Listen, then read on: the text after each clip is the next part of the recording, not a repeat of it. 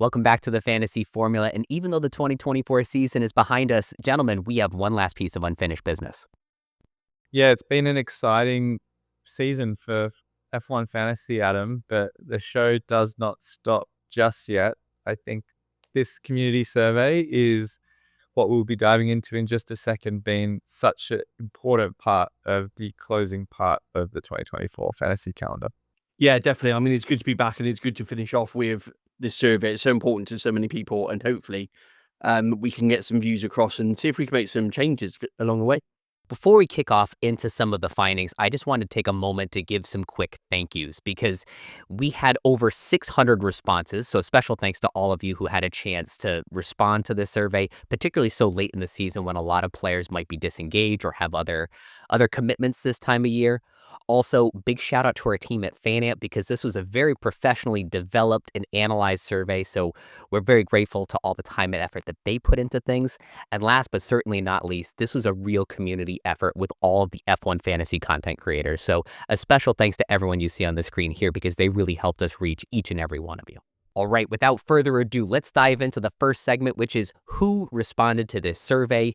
You can see here it's generally a younger audience, or at least a younger audience for me. And most folks are from the US and UK, which is consistent with what F1 Fantasy told us the main countries that are participating in the game are.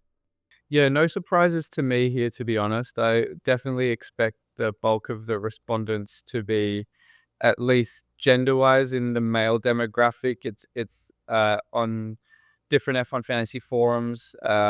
It's mainly that, but I also have noticed in the last year or two an increase in the number of females engaging with me on Twitter, on YouTube, and that's obviously a really exciting time for the gender diversity in F1 fantasy. So a really good sign that we're seeing more female involvement and inclusion. And when the likes of Laura Winter, Ruth Buscombe Divey are talking about F1 fantasy on F1 TV, it hopefully inspires a few more women to obviously jump on and join us in this really fun game. Absolutely. Lots of great opportunities for next year for sure. The next important thing is how many fantasy games do you play? And roughly half of our respondents said they only play F1 Fantasy, while the other half plays F1 and something else.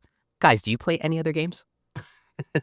I don't actually. I suppose in the UK we've obviously got football or soccer. Is that what we're going to call it over here for the viewers out there? But yeah, I mean we've got football over here, so I imagine it's probably looking at that first statistic about being paid more in the US. It's probably representative of that as well. We've obviously fantasy football that goes on quite big in the States compared to possibly the UK.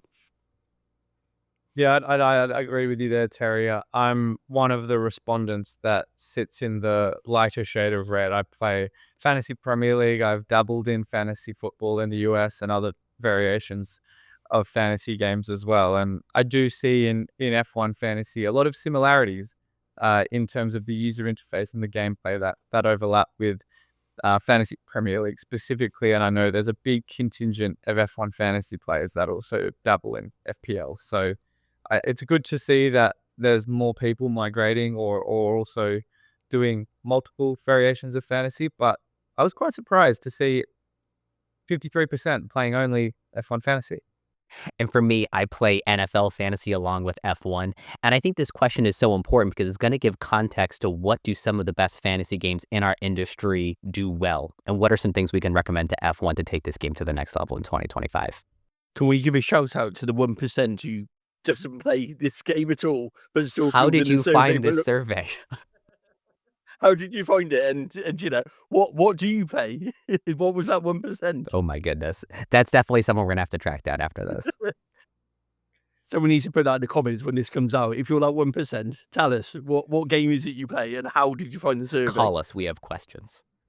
So the next area of these demographics, this is very interesting to me because 75% of the respondents have played F1 Fantasy for multiple years, but 48% of them have played long enough to have seen this game over multiple iterations. 3 to 4 years means you were involved in the game in the play-on days when we had things like streaks and beat teammate points, different scoring and price change algorithms. Rob, do you think that segment of the population will answer some of the questions after this differently? Yeah, I definitely think so. I think it was a completely different game during the play-on days of 2020, 2021, 2022.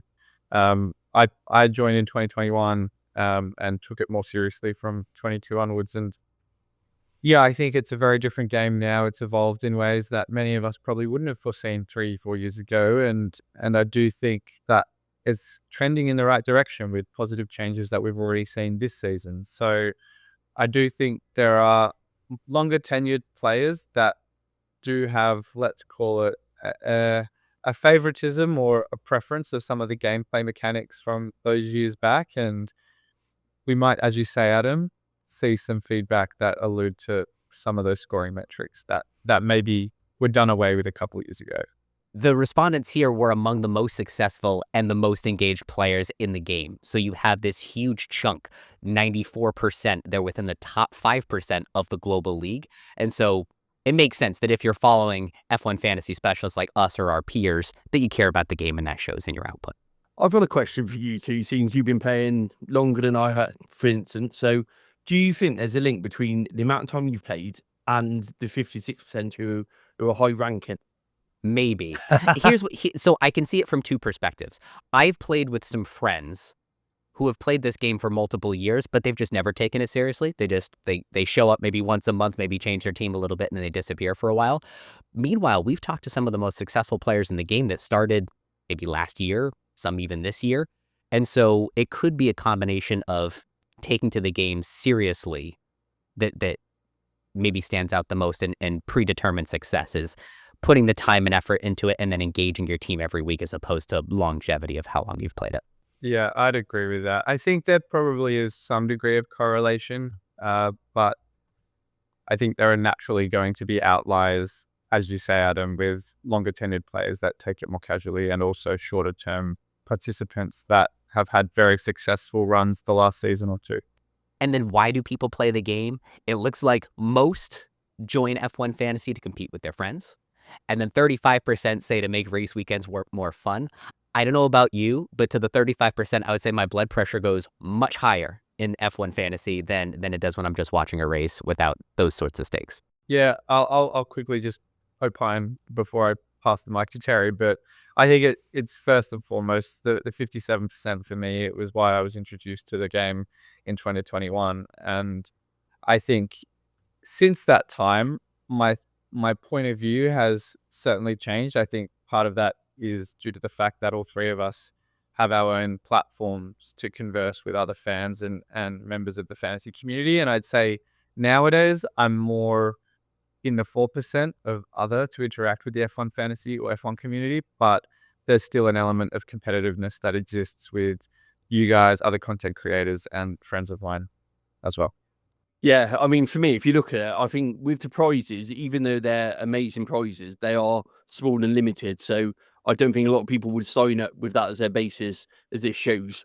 I think it's one of those, if you're in a position where, halfway towards the season, you're heading the right way and suddenly you're in with a chance, your probably focus changes. But I don't think that people would sign up with that initial sort of, yes, I'm going to get a paddock pass and win the prize. I think, like you say, it's to compete with friends, it's bragging rights, isn't it? Let's be honest, it's that sort of, my team's better than your team. As we've heard from the guests we've had on over the season, yeah, a lot of it's been about that rather than actually what points you've got, what ranking you've got. It's been where you place against the people you're playing with rather than where you base globally as such. It's a great point about the prizes, Terry. I think that's also part of why engagement drops off after the first 2 months or so. If you're not in the running for paddock passes, there's only 3 prizes globally. What's holding you onto the game? If it's to talk trash with your friends, then that'll keep you going for longer. But if you only care about the prize, that could lead to some of the drop off we've seen later in the season. So I would definitely advise there be more avenues for prizes. I think F1 can definitely outfit a lot of different scenarios and cheaper things too. It doesn't have to be as expensive as a paddock pass, but just some way to acknowledge and recognize some of the top performers. Well, I was going to say, well, they did that this year, didn't they, with the halfway point one, and they did address a bit that in their defence with the reset. Was it Zandvoort they reset out and did the second half league? It's also hard to I think it was the Zhou League in China, Adam, where was it 300 people came equal first? I was one of them. Did you win anything? I'll let you know if they reach out to me. No, in all seriousness, they did pick the winners, and I was not one of them. I think it ended up being a random draw. Now let's move on to the real meat and potatoes of our results here, because we asked our respondents here, what are the most important things that changed or were added to the game this year? The number one response was provisional points. And I think closing that gap between the end of a Grand Prix and knowing how your fantasy team did were so important. But I still think this is an area that has some room to grow.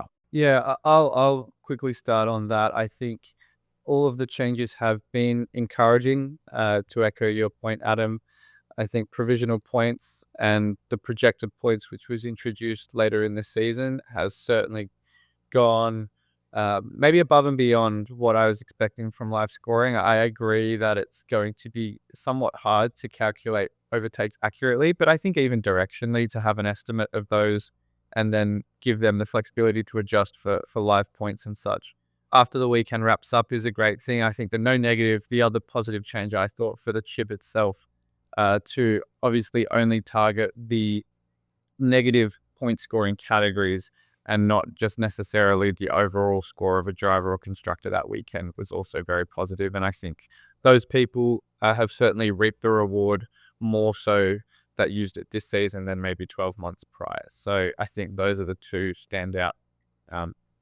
improvements for me. Terry, did you have any favorite changes you saw this season? Not really, because I think because I dabbled with it last year, I didn't really notice the changes because, as we all know, I put my team in and left it for the whole year and come back to it for the last 3 races of last year. But I think, for me, anything that helps you navigate around that home screen is got to be a bonus because at times it was hard. But when I first went on it, it was really confusing to see what league I was looking at, where from a global rank, where am I looking at. So anything like the pinning league, which they introduced, it's got to be good for that because that was really hard to find out where I sat and where I was placed at a glance. Which ultimately, when you got the app, that's all you want. You just want to load up the screen and go, where am I? Where am I based? Where's my rank and where am I going with this? So yeah, anything like that was good. But I think from listening to the comments you guys have made about this stuff that's been changed, I can only see they've been positive changes rather than anything that's took the game backwards, which is only good for the game overall. I totally agree with the penning, Terry. I think so many people voted that as a positive change because the UI of finding your leagues is so difficult without it. Rob and I have spent most of the year coaching people into going to leagues and then starter leagues and then global's the first thing you see there. It takes a few steps to go. And even with the pin leagues, they're not the default view. When you click on the leagues page, you still have to go to the pin. So I think there are still a few ways they can make the user experience around finding your league rankings a little bit easier, especially for those of us that are in so many. I think you've coached me a few times to find my rank. when you've asked it, I'm pretty sure I've got. How do I find that? That's good. All right. Now, of the things that were introduced or changed this year, there are still some areas of opportunity. Rob, you and I were in a head-to-head league, and I think this was one of the things that felt a little underwhelming for me. When I think back to my experience in fantasy NFL, I'm in a head-to-head league. We have 12 guys in the league, and then we rotate. Every week we play a different person, and there's a win or a loss. Whereas in this, it's just two people, basically in a league of only two people for the whole year, and it didn't feel like a different gameplay other than that. Did you feel like the head-to-head league was something that made sense to you? Yeah, it was from the outset. As soon as you and I started up a head-to-head league, I knew there was a lot that was still to be desired of kind of what the potential for that particular battle mode was. And you can see one of the quotes on screen here. It should be like, you could use FPO, you could fantasy football, you could use any other fantasy sports where there's a head-to-head element. You face a different opponent in a league of 10, 20, however many participants there are, and you get points for winning. You might get a point for drawing. You won't get any points for losing. And I do think having that flexibility or variety to battle or match up against different teams and different people every week does encourage some of those folks that naturally come from a fantasy football in the US or a fantasy football in the UK background that just want the head-to-head fighting or the head-to-head battling. It's maybe less about overall points for them and just having the bragging rights of going into the office on Monday and saying, haha, I beat you, or you got me at the last leg in the race with that driver. So I think having the option to have 10, 20 plus people in a league is going to really create a bit more upside for the head-to-head mode. You mentioned some of that smack talk that comes with playing in a one-on-one league. I'm in with some of the guys from the 107 pod, and even though I was beating them on the season, those last few races, we would compare each of our scores and sort of make our own head-to-head league, and that was really fun. Some week they'd beat me, some weeks I'd beat them back, and I think there's an element of that that's missing. And then also in the later part of the year, much like with fantasy NFL, you could do a bracket-style elimination tournament to pick the big winner of everything based on seeding from your wins and losses earlier in the year. There are enough races where you can have a nice long regular season and then a playoff section come the last third of the year. So some great opportunities there. So then there are some areas too around featured leagues that I think could use some improving. When I think of our own featured league, as grateful as I am that we had such an opportunity, I would have loved to have given out prizes specific to our league. This is something that we talked about a little while ago, just the limitation of how few prizes there are. If we could have given one for the Fantasy Formula League, I think that could have been a real value add. Can you think of other things, guys, that would enhance the value of featured leagues? Yeah, I think if there was, maybe, there are obviously other featured leagues on the website. Yeah, I think given ours is one of the biggest, maybe having a rivalry, you, Terry, or I go up against one of the fantasy strategists from one of the other featured leagues, bragging rights, kind of that would promote and hype the game a lot more and maybe put a few more eyeballs on that rivalry and those kind of branding opportunities that F1 are obviously moving in the right direction on the fantasy leagues website, but I think could also be elevated in seasons to come. Yeah, and I think for me, you've got more of an opportunity to maybe create some competition with them. Going back to what you were saying about the head-to-head leagues, is there something within our own league where actually we can do something a little bit different, a little bit to enhance things, a little bit which says actually can be part of our league because it's something different to what we're doing. So I think they're great for exposure. They're great for getting your name out there. But I also think that with it being the first year, there's lots of learnings. And for me, it's how do we make that exciting so that people want to join up again next year and go, actually, by being part of our league, this is what we're going to do differently. I'm excited for next year already, though. I hope we can get another feature league and really represent our community well. And so now we're on to some of the biggest pieces of our insights here. And the first one is, where can the game focus its efforts in 2025? You can see here the game's already making these steps toward live scoring. Rob talked about earlier going from provisional points to projected points, but the only things left on that are some of those lagging metrics like overtakes, which is based on telemetry. So we don't have overtaking scores live with the rest of the scores. So then what are some things we can do after that? I think one of the big issues, particularly for the first 2 months of the year, were the gremlins in the game and the bugs that they had.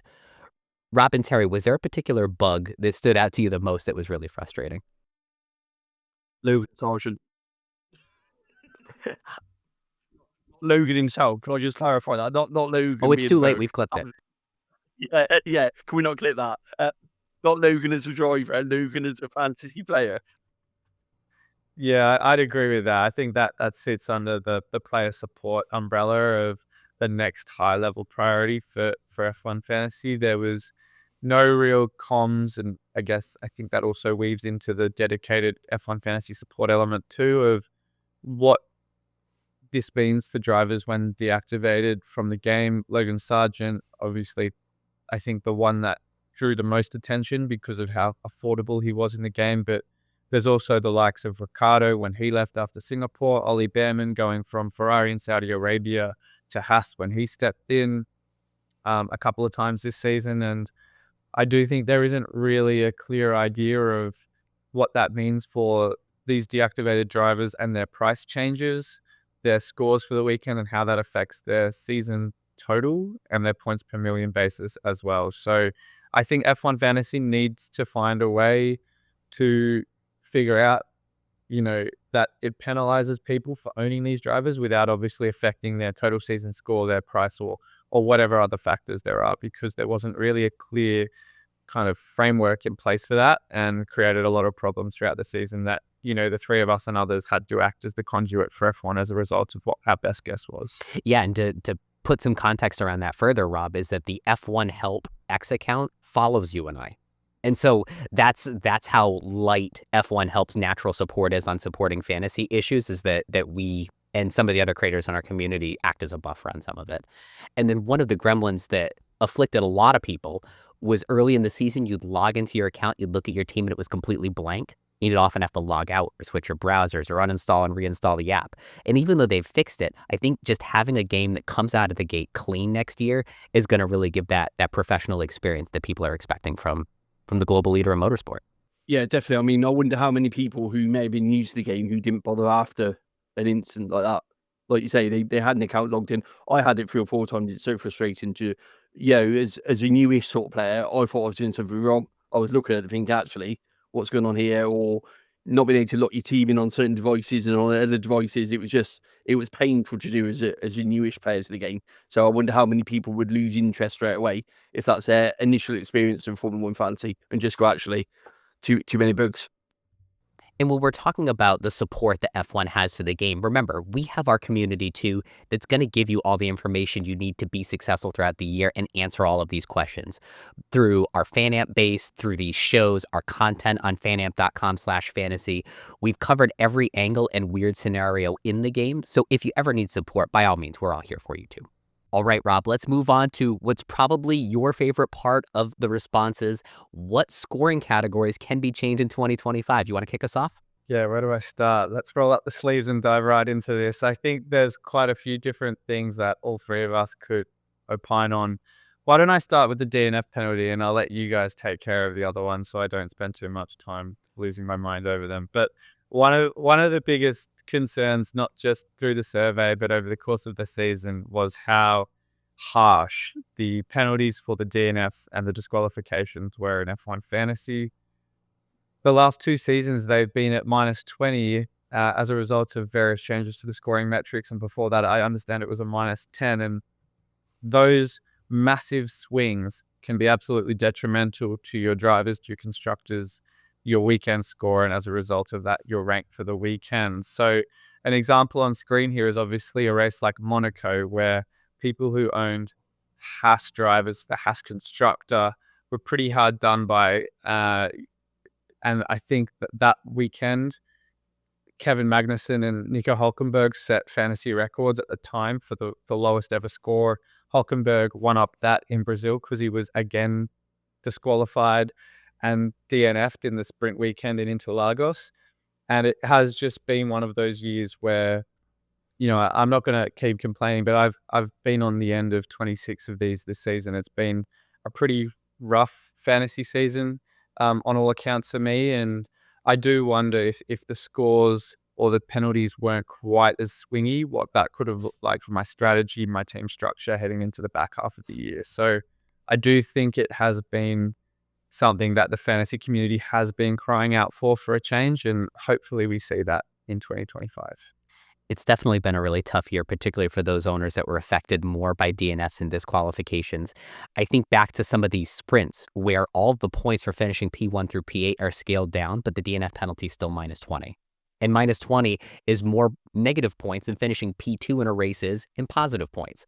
It's also very hard to predict, as the Williams drivers will tell you in the last few races of the year.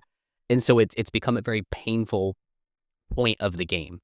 But let me ask you, if we were to fix this, what are some steps we could take to propose to the game to reduce those penalties in a fair way?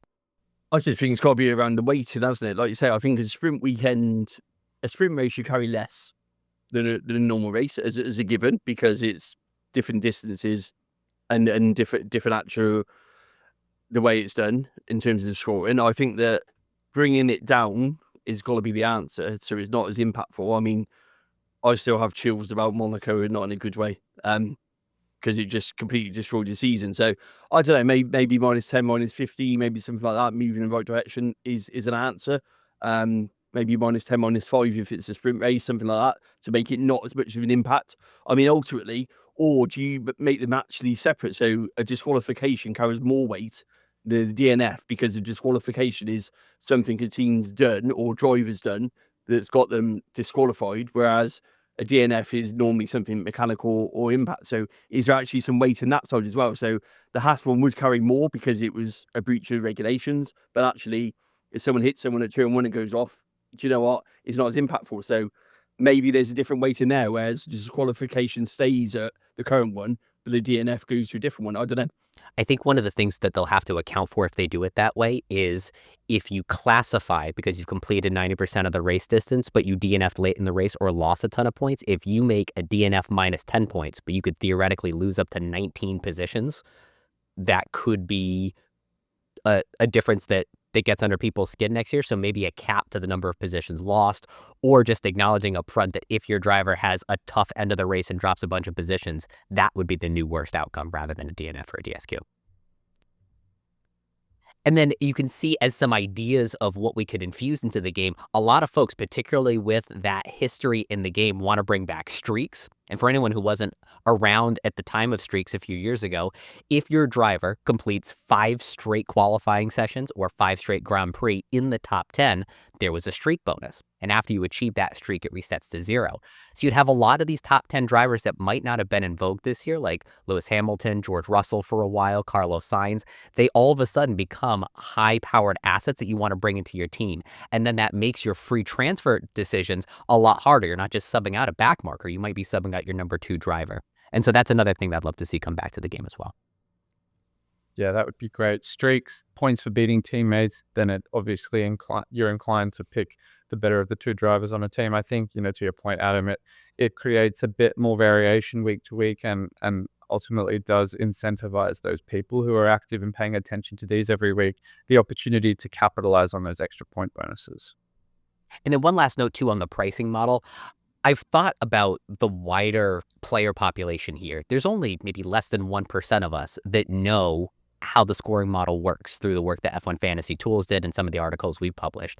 Imagine the rest of the players figuring out there is a prescribed way of how price changes work, and only a few of us know about it and the rest of you don't. It's weird that it's not more public than just the niche few of us that have figured it out.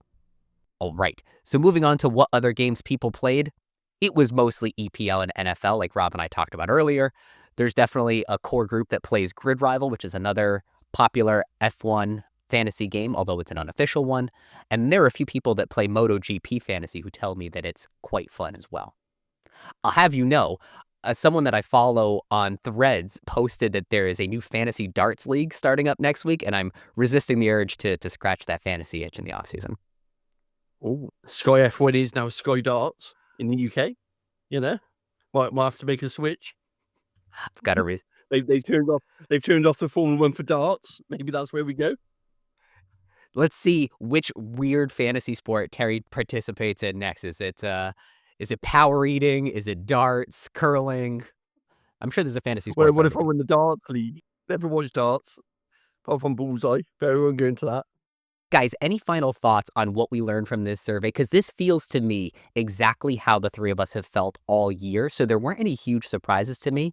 Now it's just incumbent on F1 Fantasy to take these insights and really see if we can level up the game for 2025. Yeah, as you say, no surprises to me. I think it was all thematically in line with what we expected. I think it's just nice to have a larger contingent of folks also provide a point of view on things that are pain points for them and things that they like about the game. And hopefully F1 can take this feedback on board in the off season and implement some positive changes in the right direction for 2025. Yeah, I mean, for me, I'm really pleased because these are a lot of the frustrations people have been reaching out over the course of the year. So it's great that people have found a platform to reach out over the course of the year with all the platforms we're obviously now on, as well as obviously doing this show. And with no surprises, it kind of makes you feel there's a general consensus that this is a really good idea of what F1 can do, can move the forward for the positive, even for those who aren't looking if they've engaged in the survey. It's a really good representation of some really common things that could be easily fixed to make the game even better going forward, which kind of feels good that there are a lot of similarities between them. We'll see what changes are put into place for 2025, and we'll be back to preview everything as soon as the game drops in February. That's all for now. Thank you all so very much for watching. I hope you all have a safe and happy holiday season. And Rob, Terry, and I will be back to guide you to fantasy success in 2025.